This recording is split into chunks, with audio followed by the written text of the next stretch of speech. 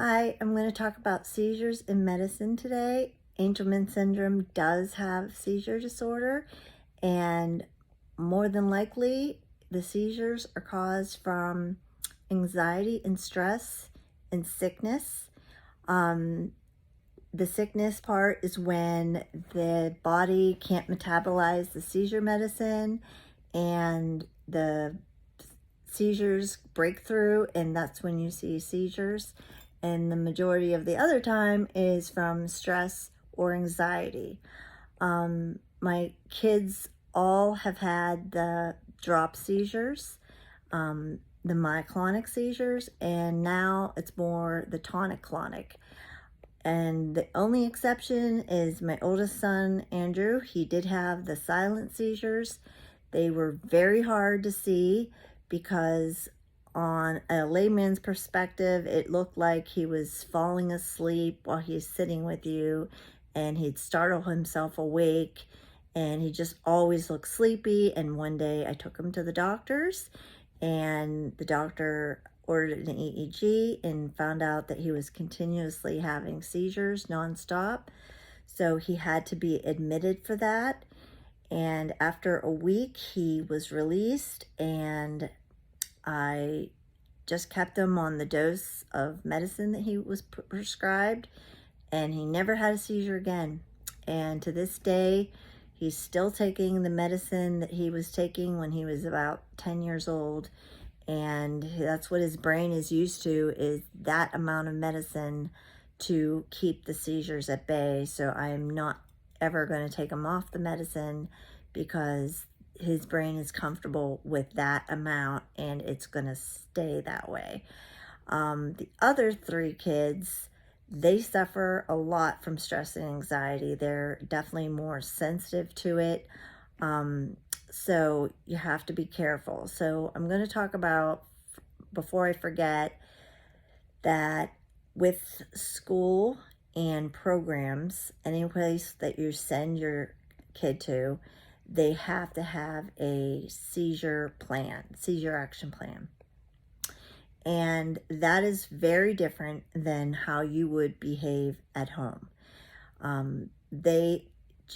For legal reasons, they have to have, give the rescue medicine at the onset of seizures, and then after a couple minutes, if it's not gone away, give them another rescue or whatever, and then 10 minutes later, call 911.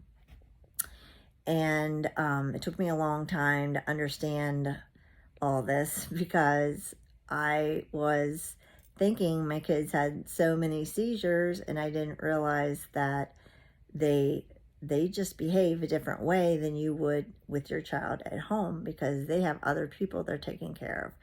And so they can't, redirect or try to prevent, because they might be doing something else at the time. It's just a different environment altogether. Here at home, I can see what is going on, and I know my kids well enough that what causes them anxiety and stress. One example is a change in routine, that something suddenly out of your control happens and they will react and have a seizure. If you have somebody that's helping you, or somebody that comes and visits you that they are not comfortable with, or they just have a bad feeling about, that will actually trigger a seizure. They have a sixth sense, it seems like. The other thing is that if they, I have a couple of my kids have fine motor problems because of their tremors. And if they attempt to do something with their fingers while they're having their tremors, and they feel compelled to use their fingers or use their fine motor skills, it could trigger the seizure. I found that out because one time I had my kids going to school, and their school was just trying to get them to do these tasks, but my kids had these tremors, and they were just come on, do it. And then it would trigger a seizure. And so here at home, if I see that happening, I'd rather just open it and do it myself than to make them do it and then trigger a seizure. they also, like, fear will cause a seizure because that's related to stress. But it's just always anxiety or stress. Another time was when I was going through a divorce and my daughter couldn't communicate to me what was going on in her mind. And I was too busy with other things and my own stuff that I couldn't understand what she was trying to tell me. And that being like, where did everybody go? Why are we living this way? What's happening? What's going on? Why is our life different? And so, since I didn't understand that that was what she was trying to communicate, she was chronically having seizures, like chronically, to the point where the doctor was prescribing her pretty strong seizure medication. And they were the type that were building seizure medicine. So you would slowly go up to the correct dose to achieve the best result, which is getting rid of the seizures. However, with these medicines, they were all the same for my daughter. They were very sedative, and so they just kept making her sleepier and sleepier to the point where she couldn't even function anymore. And her seizures were still happening, and the doctor's like, well, we're not at the right dose, so just keep giving her the medicine. And me, without thinking about her quality of life and just trying to get rid of the seizures and not thinking about anything else, like she was just becoming just useless. Like she just would not move. She couldn't do anything that she was able to do. And so in hindsight, I should have spoke up. I should have said, wait a minute, now, even though we're trying to fight the seizure, she's losing a lot of skills here, and this is not going to be a good medicine for her, because even if we get to the achieved dosage, I don't want her to be a vegetable or just laying there and just not being able to do anything. I'm talking like she couldn't sit up on her own. I had to give her a bath in her bed. It was really hard to even feed her. Like, that is no quality of life at all. And I should have spoke up. And so what I learned from this is you need to speak up if you see something that's concerning you or you have a question. Go to the doctor or the nurse that's assisting the doctor. Because in hindsight, I wish I would have done that, because these stepping drugs, it takes that long to get down. So we're talking like 3 months of this really bad problem.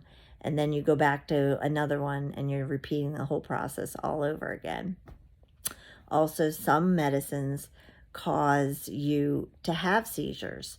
So if you are giving your kid a medicine and the seizures are just still there and they add another medicine, consider that maybe one of the medicines is actually causing the seizure. So you have to really be vigilant about that and see with yourself, like, what is going on with the medicine in my kid and the quality of life. You have to go through all of that and see if this is working or not working and speak up. And I just wish I would have done all these things. And that's why I want to share it with you, that you really have to, number one, think in your head, quality of life. Number one, always think of that. And two, think most of the time these seizures are really caused by stress, anxiety, or sickness. And I know you can't be with your kid all the time. No one can be with their loved one all the time. But if you know what triggers the anxiety and stress, you could share that with whomever and try to eliminate it. So, for instance, if I know that there's somebody new working with my kid and the seizures have increased that week, I know it's that person. And I asked for that person to not be there anymore. And also, like, if they're not being heard, if your child is trying to communicate something with you and you're not listening, or you don't want to listen, or you don't have time to listen, that can actually cause a seizure, because they do understand what's going around and they're wanting you to understand what they're trying to say. And so all these things you have to keep in mind when you are treating the seizures. And my advice also with the medicine is everybody reacts differently to medicine. Not everyone is going to be the exact same results. All of my kids are related, however, they all react differently to the same medicine. Some of them, take the edge off and they're a little sedated, and another one is bouncing off the walls, and they're on the same medicine, they're same family members, but they react differently. And that's like with you. You have to know your own child and what will work for you and your child, because reaching out on social media platforms is not going to be helpful, because everybody reacts differently to medicine. You have to do it yourself. You have to follow your instincts. You have to think of the quality of life, have an open communication with your doctor or the nurse that's working with the doctor, and go from there. And if there's anything else I'm leaving out, please leave a comment in the comment section. And I hope you have a wonderful day. Thank you.